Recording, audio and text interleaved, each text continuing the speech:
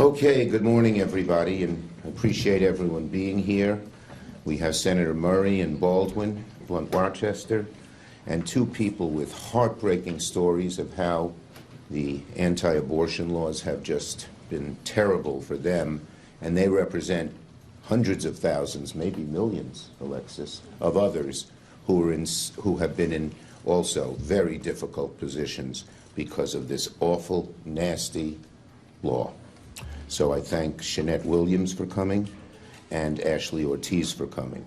And then, of course, we have Alexis McGill Johnson, our great leader of Planned Parenthood, and Kimberly McGuire, who's from URGE. So, and I also thank all the advocates who are here today. Thank you for being here and making sure this anniversary is remembered, okay? But particular thanks, again, go to Shanette and Ashley, because what you have gone through and your families have gone through is tragic.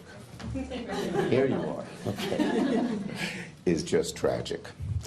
Some people who've experienced this type of heartbreak would curse the darkness. That's the normal reaction. When something terrible and unfair happens to you, you just get angry and turn inward. But both Shanette and Ashley are lighting a candle, in the sense that they are making sure that other people hear their stories so that it's maybe they will understand that we have to change these regressive laws and fight for Roe again. So I thank you for that, because you are lighting a candle, and the scriptures say that's a saint-like thing to do. Okay. Today marks a grim anniversary in America. 3 years since the MAGA justices on the Supreme Court eliminated the protections of Roe in the disastrous, horrible, nasty Dobbs decision. The Dobbs case will go down in history as one of the worst, most harmful, most regressive decisions in modern history. And it's unfortunately had a terrible and wide-ranging effect. 21 states have significantly restricted the right to choose. 14 states have practically total abortion bans. In states like Texas, maternal mortality is spiking, and people are dying. People are dying as a result of the Dobbs decision. Plain and simple. Can't say it, can't gloss that over in any way. Since Dobbs, 1 in 5 people like Shanette's daughter and Amber Thurman, have had to travel great distances across state lines and wait weeks or more just to get the care they need and deserve and used to have before the Dobbs decision. This is abominable. We know that this is what Republicans want, a total ban on abortion. These anti-choice fanatics will stop at nothing. They don't think their work is finished, even after such a horrible and wide-ranging decision as Dobbs. Reproductive freedom is under attack on all sides. Extremists are banning and restricting abortion, criminalizing providers, defunding care, and interfering with life-saving medicines. These attacks are also devastating our economy. With fewer reproductive health care protections, fewer women are participating in the workforce. State-level restrictions on abortion access, combined with the lack of federal protection, cost the economy more than $133 billion nationally. $133 billion. The 16 states with the most restrictive abortion policies were responsible for $64 billion in economic loss. So as bad as the Dobbs decision was, as catastrophic as the impacts have already been, Republicans want to double their efforts on their crusade against access to reproductive health care and the right to choose. Right now, as we speak, Republicans are trying to jam through one of the most extreme, radical provisions in their big, ugly betrayal. 2 nasty provisions: to defund Planned Parenthood and eliminate coverage for comprehensive reproductive care from the ACA marketplace. So they're not just going after Planned Parenthood anymore, which they've done for a while, but they're going way beyond that. going into the ACA and people who have coverage there. So let's call this what it is. It's a Republican backdoor abortion ban done in the reconciliation bill. Under the bill, under the Republicans' bill, if they have their way, nearly 200 Planned Parenthood health centers in 24 states would be at the risk of closing. More than 90% of these closures would be in states where abortion is currently legal. So it'll affect, you say, well, I'm in a state that has protected women's rights. You're not safe. In all, 1 in 4 abortion providers nationwide would be eliminated. So don't try to let the Republicans argue this is about states' rights. It's all about them taking power away from women to make choices about their bodies. Their callousness has no end. While stripping insurance from millions, they're also doggedly fighting to take American rights away, cutting reproductive health care access to millions. I am here to say that Democrats are going to fight like hell to strip these cruel provisions from the Republican bill, including the bird bath, which will be occurring today or tomorrow. And we're putting up a great fight there. We've just won a couple of other issues in the bird bath, like our national lands and the REINS Act. We're going to fight this one hard.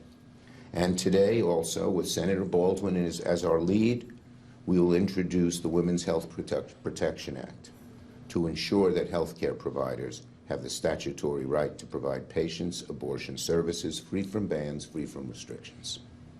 Republicans to their core know how deeply unpopular their actions on abortion are. They know how deeply unpopular abortion bans are. So they're trying to achieve an abortion ban by another name, in another way. We're not going to let them get away with that. Republicans are now trying to pull a fast one on the American people by putting backdoor abortion ban in their big, ugly betrayal. It's an assault on any person or family that thinks the government has no business calling the shots on their health care. It's an assault on women and families that are facing some of the most devastating and life-saving options of their lives. It's an assault on their rights, and it's assault on your rights as well. So let me be clear. Just as we fought back against attacks on abortion before, we will fight these nasty provisions with every fiber in our being. We feel this so passionately, so strongly, that we will not stop until we achieve our goal of giving women the right to choose. Dobbs have set us back. Senate Democrats will continue to stand together and fight back against Republicans in every single way. Senator Murray.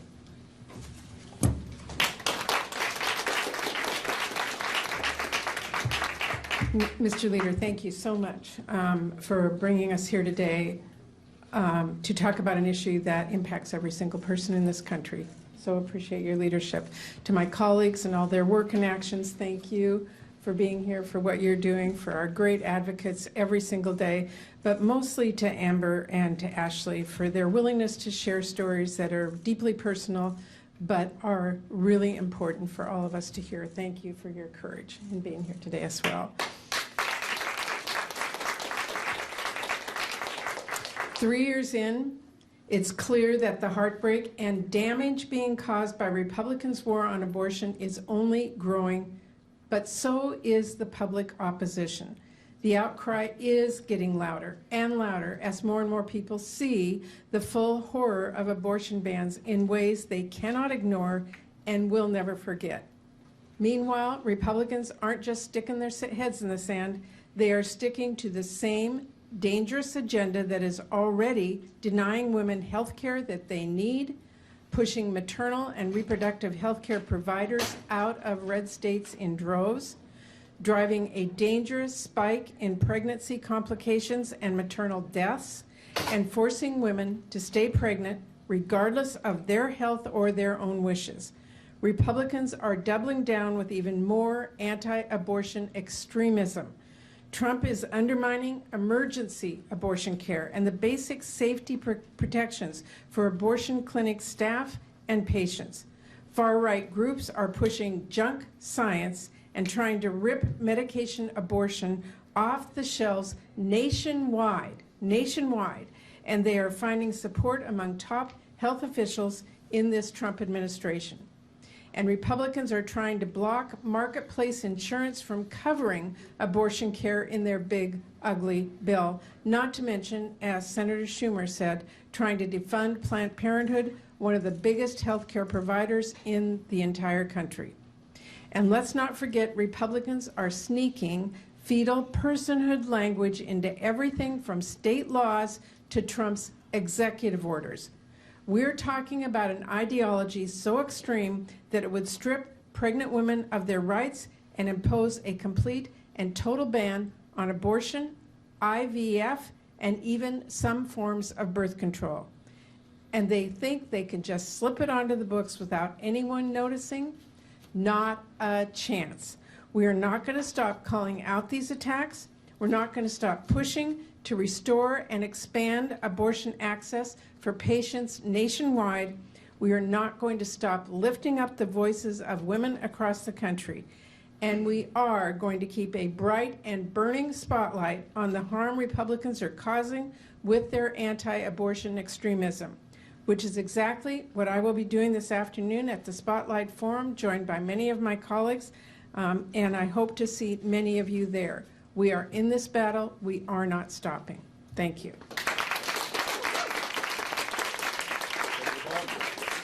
Thank you. I want to say good morning. I want to say thank you to Senator Schumer, our leader, for bringing us together. I also want to really give credit to our champions, including Alexis and Kimberly, for your relentless advocacy, and of course our brave storytellers, Shanette to tell the story of her daughter, and Ashley. Since the day that Roe v. Wade was decided, Republicans have been committed to doing everything they could to overturn it and strip away a woman's right to choose. 3 years ago, we watched that work come to fruition. Many of us up here warned exactly what overturning Roe and 50 years of precedent would mean. Sadly, we were right about the consequences, and they have been nothing short of devastating. I want to tell you about my home state of Wisconsin. When the Dobbs decision came down, women in my state were sent back to live under a criminal abortion ban that was passed before the Civil War. It was passed in the year 1849, just 1 year after Wisconsin became a state. As a consequence of Dobbs, women who wanted to control their bodies had to drive hours out of state, arrange childcare, take time off work, pay for lodging just to access health care. Other pregnant women had enormously harmful outcomes. I remember meeting a woman whose water broke at 17 weeks. And she was sent home from the hospital and didn't receive the care she needed until she faced sepsis and a fever of 102 degrees. That should never be in America. Thankfully, after 15 months with no access, Wisconsin restored access to abortion in 3 counties. That still means that 69 of our counties there is no access. Instead of listening to the vast majority of American women and Americans and working in good faith to restore Roe, Republicans are doing just the opposite. They're doubling down.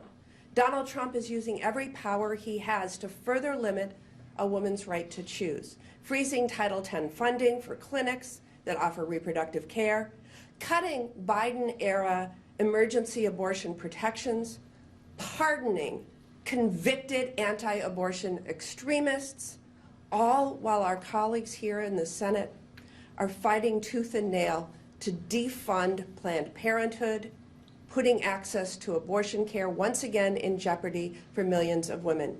And let me be clear, when I say our colleagues fighting to defund Planned Parenthood, that is our Republican colleagues who I'm talking about. Put all of these pieces together that I've just listed, and you have a backdoor national abortion ban. Remember, The president, when he was running, said he would not move forward a national abortion ban. But when you put these pieces together, that's what you have. While Republicans inch towards a nationwide abortion ban, Democrats are united in fighting back. Today, alongside my Democratic colleagues, all of them, by the way, I reintroduced the Women's Health Protection Act to restore reproductive freedom for women nationwide. This bill would tell Republicans to butt out of women's health care, ensuring that states can't put up medically unnecessary barriers that infringe on a woman's right to choose. Right now, women's fundamental rights depend upon where they live. And make no mistake, this lies at the feet of Donald Trump and congressional Republicans and no one else. To all the women in America, know that we are not giving up. We will fight day in and day out to restore your right to control your body without any politician, any judge, or government getting in the way.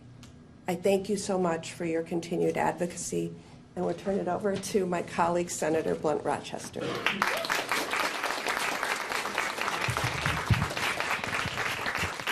Thank you, Senator Baldwin, and please give her a round of applause for leading this charge. Thank you, Senator. Leader Schumer, my Democratic colleagues, to each of the champions that are in this room, and to our storytellers, it is an honor to be standing with you today. 3 years ago today, the Supreme Court reversed Roe versus Wade and 60 years of precedent. Women went to sleep on June 23rd, 2022, and woke up on June 24th with fewer rights than our mothers and our grandmothers. And that was the result of decades-long efforts by conservative Republicans to take away our reproductive freedoms. They claimed that they wanted to leave access to abortion to the states, but the Trump administration and extremist Republicans across the nation really wanted one thing: a national abortion ban. And in case you haven't noticed it, the pieces of this puzzle have been coming together quietly. But the puzzle is not complete. They froze Title X funding for clinics, fired reproductive health care experts, restricted access to mifepristone. Look, I can't even say it. Say it every day, mifepristone. Yes. The abortion pill, and so much more. All while this week, they tried to pass a bill that would strip Medicaid from millions of Americans. And let's be clear, Medicaid covers about 40% of the births in this country, which means they're trying to cut off funding for healthy births while limiting health care options available to all of us. Because what is abortion care? It is health care. And who will be hurt the most by this effort? Young women, poor women, women in rural areas, and women of color. And I know this intimately because as Senator Baldwin talked about a constituent of hers, I experienced this personally having my daughter-in-law on Christmas morning a few years ago. Her water broke prematurely. We showed up at a hospital and they sent her home without the care that she needed. Because I knew about our maternal mortality crisis, I was like, we're not stopping here. And we took her to another place. She was able to get the care she needed. And a year later, my granddaughter was born because of IVF. So we know this personally. We know this intimately. For Black women and brown women, we also know that we are disproportionately impacted. We have higher maternal mortality rates. We have higher reproductive cancer rates. We have higher rates of preterm births. This is personal. This is personal. And Republicans cannot say that they are the party of freedom and then tell us what to do with our bodies. He can't be the fertilization president, Mr. Trump, but then you want to make it more dangerous for people to have babies. You can't claim you're the party of strong economic growth, but you're cutting Medicaid, food assistance, childcare, making it harder for women to participate in the workforce. All to give tax breaks to people who already have access to all of these things. So today, we want the American people to know that we have not forgotten where we started 3 years ago. And that to our conservative Republicans across the country who are watching, we see you. We see what you're doing. It may be quiet, but we see it. We see what you're doing. We see the puzzle of a national abortion ban that you are assembling, and we're going to do everything in our power, not just to fight now, but we're going to be ready to push the button when it's time to go and restore our freedoms and our rights. So, as Democrats and as advocates, we're about to put the pieces back in the box. And now the most important part of our little press conference here are two storytellers. First, I'm going to call on Shanette Williams. She's the mother of Amber Thurman, the first woman recorded in Georgia to have died because of a lack of proper abortion care. Shanette?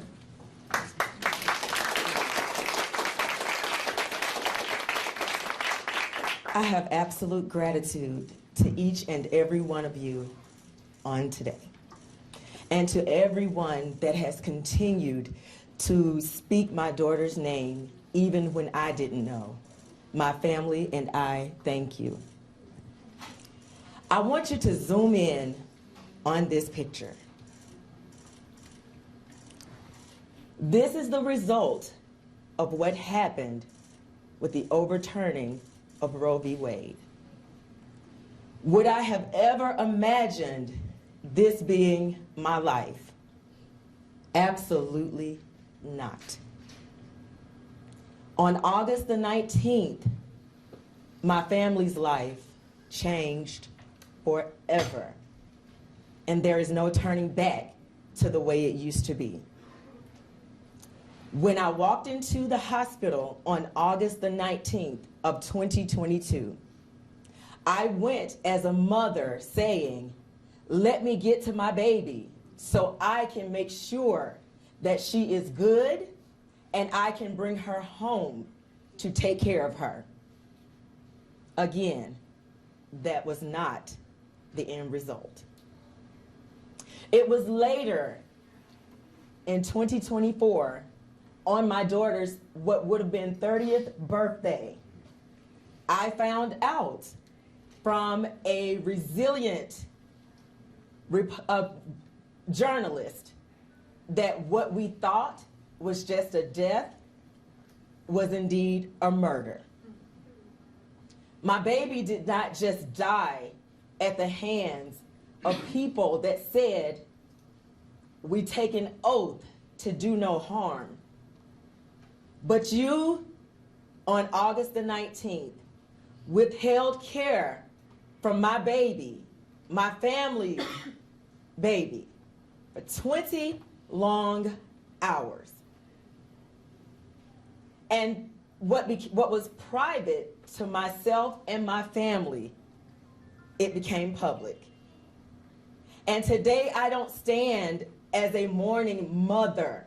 I stand as an angry, frustrated, determined mother. What do I have to do to make America realize that if we continue to allow politics to intertwine with health care, this is the result? It did not take years to strategize for No Kings. It did not take months to strategize for hands off. We don't need to wait any longer. It's time to fight. I have cried my last cry. I've shedded all the tears that I can shed. Now I want results. No, I cannot help my daughter. She's gone. Have I accepted it? I can't say truly that I have. But I'm grateful to God, to therapists, to my psychiatrist, to grief counselors that I constantly depend on. But I have got the strength, along with everyone in this room and behind me, to fight this good fight. We cannot allow any more deaths, because that is the result. Let's be real. That is the result if we're stripped of everything. I have a question that no one has yet to answer. Why is abortion such a big deal? Why do you want to strip a woman of her rights? Everybody's doing the same thing I'm doing. We don't know.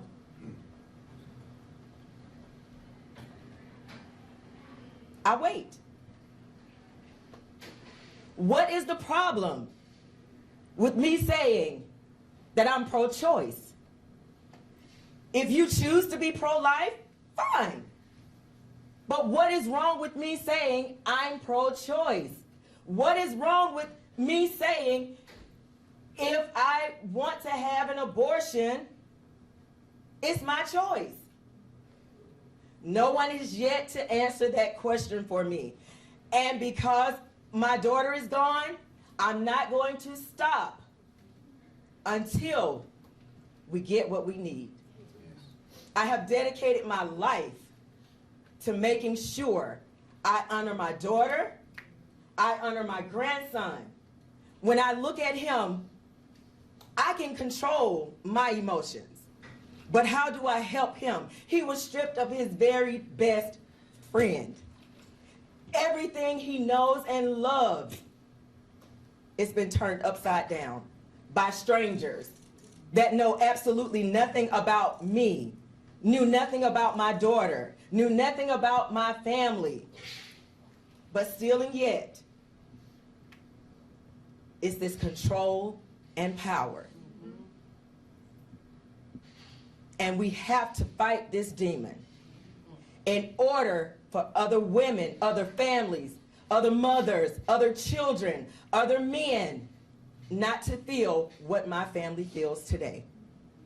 Ever since August 19th of 2022. So I stand not as a scorned mother, but an angry mother wanting results. And we're going to get them. Thank you.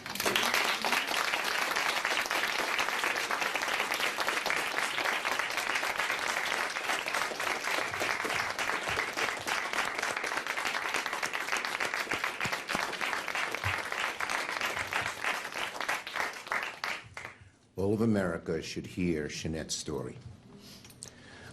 Ashley Ortiz has another heart-wrenching story, and I'm, again, so proud of both Shanette and Ashley for coming forward and telling the world how bad these new restrictions are. Ashley.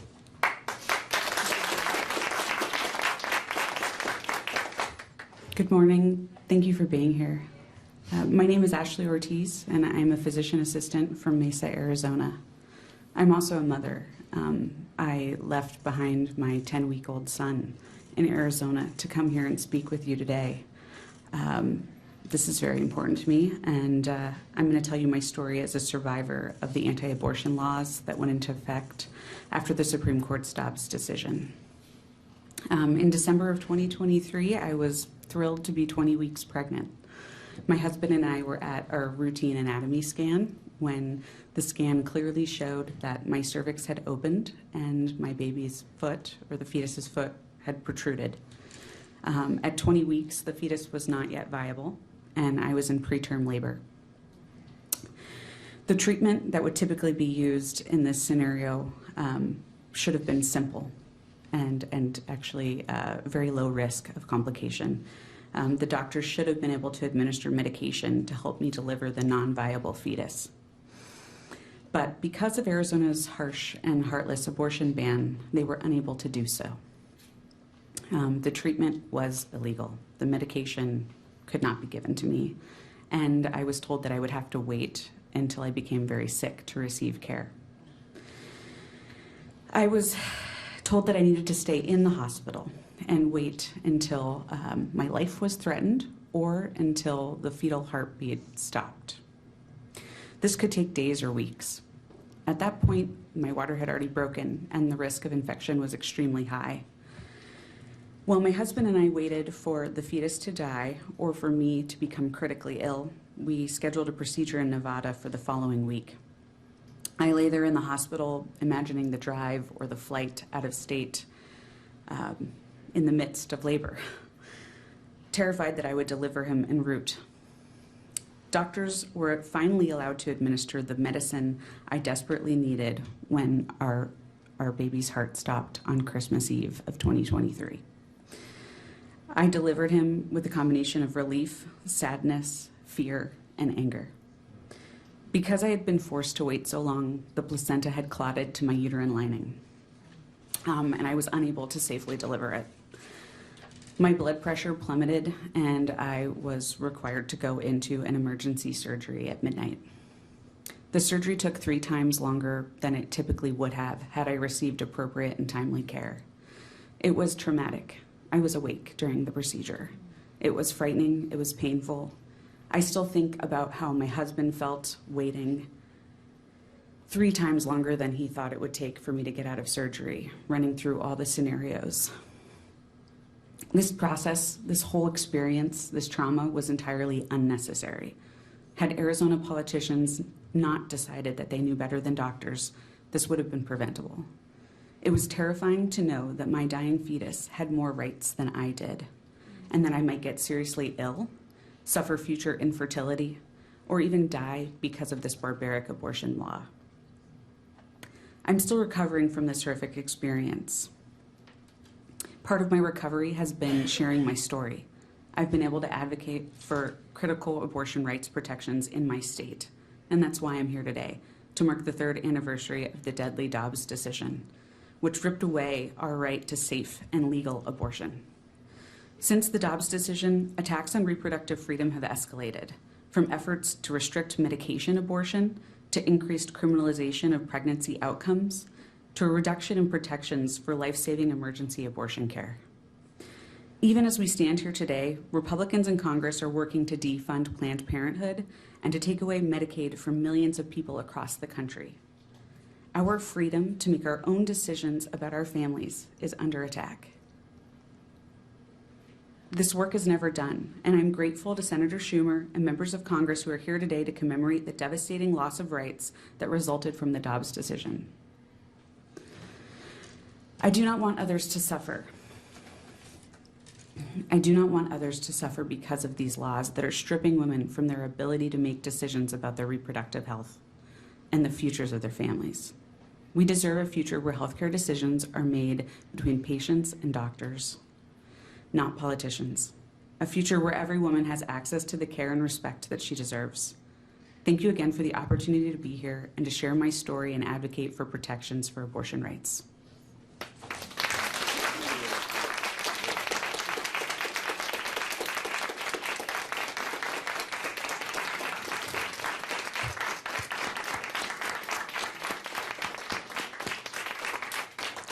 A couple of words really stuck in my mind. The whole story did, that Ashley said, but deadly Dobbs decision. The deadly Dobbs decision.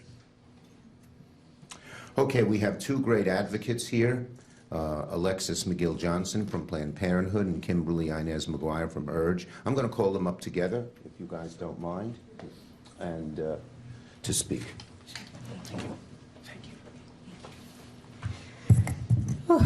Thank you. Thank you, Leader Schumer. Thank you to Senators Murray, Baldwin, and Blunt Rochester for all that you've done to fight this fight with us.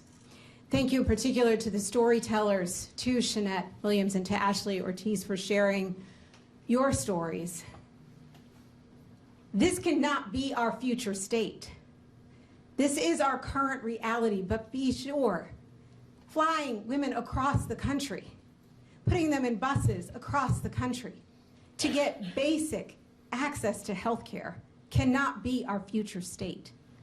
Asking people to go and wait in parking lots for sepsis to set in cannot be our future state. It cannot be the future that we leave to our children, to my daughters, who are 13 and 16 right now. The last 3 years have been incredibly heavy and hard, as 20 states have eliminated all or some access to abortion, creating an abortion access crisis with a patchwork of places where we are free and some places where we aren't. I wake up in New York this morning, I go to see my mom in Georgia later today, and I'm not free in the same way. Pregnant people, some facing immediate danger to their health or lives, have been forced to flee their states and travel hundreds of miles for care that should be available in every community.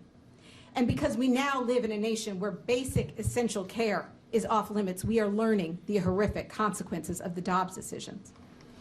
What we said 3 years ago has proven to be true. The Dobbs decision was only the beginning. In the years since, threats to our freedoms abound in our courts, in Congress, and in the White House. And as we speak, congressional Republicans are using their big, bad betrayal of a bill to pass that backdoor abortion ban to make it harder, if not impossible, for everyone, everywhere, to get limited access to abortion. That bill includes a provision to defund Planned Parenthood, putting nearly 200 health centers at risk of closure. Now, more than 90% of those closures would be in states where abortion is protected and legal. These closures could eliminate 1 out of 4 abortion providers nationwide and threaten to shut down half of all abortion-providing Planned Parenthood health centers. That's the point, right? To cut off access to basic sexual and reproductive health care, like birth control, cancer screenings, STI testing treatment, and more? Is that the intent of these anti-abortion members of Congress? They know exactly what they are doing. They know Medicaid doesn't cover most abortions because of the discriminatory Hyde Amendment. They know that the discriminatory Hyde Amendment, which is a policy Abortion Access Now is working hard to change, they know how unpopular it is to ban abortion because the vast majority of Americans believe the decision to have an abortion should be left between a patient and their provider. But most importantly, they know, just like we do, that whether or not abortion is legal means little when you can't get one anyway. The harm of the reconciliation bill doesn't stop there. They also snuck in a provision to bar ACA marketplace plans that include abortion coverage from receiving federal subsidies. This means that people won't be able to use the health insurance they pay for to get the care they need. Amid this attack and the dozens that are sure to come, whether that is access to medication abortion or even emergency room doctors' ability to provide abortion care in an emergency, we haven't let up on the fight. Support for reproductive freedom is vast. We are calling on each and every person who believes in a future where we can control our own bodies, our lives, and our futures to make sure their voices are heard. Our voices, when they arise in unison, have power. Use them to protect our health care. Use them to fight for our reproductive freedom. I'm now going to turn it over to my sister warrior, Kimberly. Good night.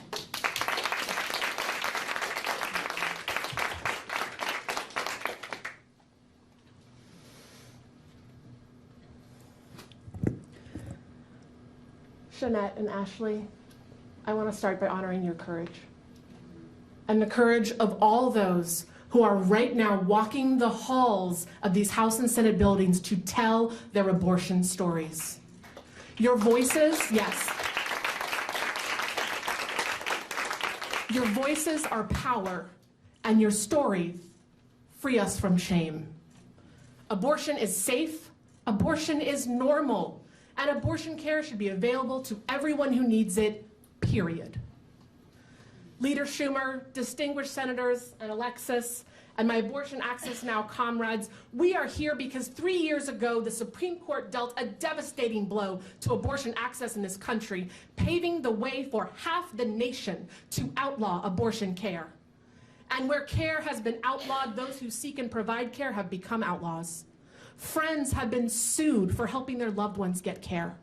Mothers have been arrested and jailed for getting abortion pills for their daughters. And providers have been threatened by states hundreds of miles away for engaging in the simple act of practicing medicine.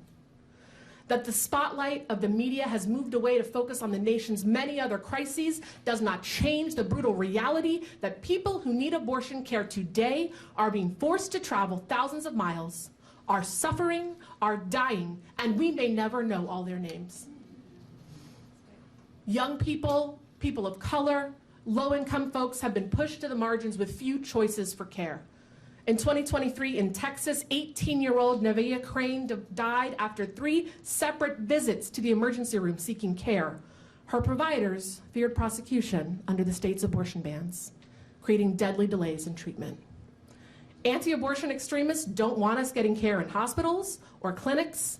They're trying to ban safe and effective abortion pills, and they seek to isolate and punish seekers of abortion and those who offer them support. And history will mark who in this moment stood by in silence and who fought back for dignity, health, and reproductive justice. Abortion bans, like attacks on trans young people and the criminalization of our immigrant familia, they are all part of a broader agenda to control our bodies, strip our freedoms, while failing to address our demands for healthcare and economic security. But young people and people across this country are rising up. We are organizing for abortion access. We are raising money for life-saving abortion funds. We are supporting our local independent abortion clinics. I believe in the power of the people, and I believe in the possibility of change. And so I know the day will come when supporters of abortion access once again hold the power in Washington, D.C. That's right. And on that day, not only will we make abortion legal again in every part of this country, but we will do better than the status quo of Roe. Because remember that before Dobbs, Texas had already outlawed abortion care. Remember that before Dobbs, more than 1,000 state laws had been passed pushing abortion out of reach, and the Hyde Amendment had been denying care for decades. Today, we commit to a future where all people, no matter their age, race, gender, zip code, income, or immigration status, have the freedom to make decisions about our bodies and our lives. A future where no one is criminalized for seeking care, a better life for their family, or for living their truth. This is the future young people deserve. This is the future that Amber and Ashley deserved. This is the future our daughters deserve. And that's the future I'm fighting for. Thank you.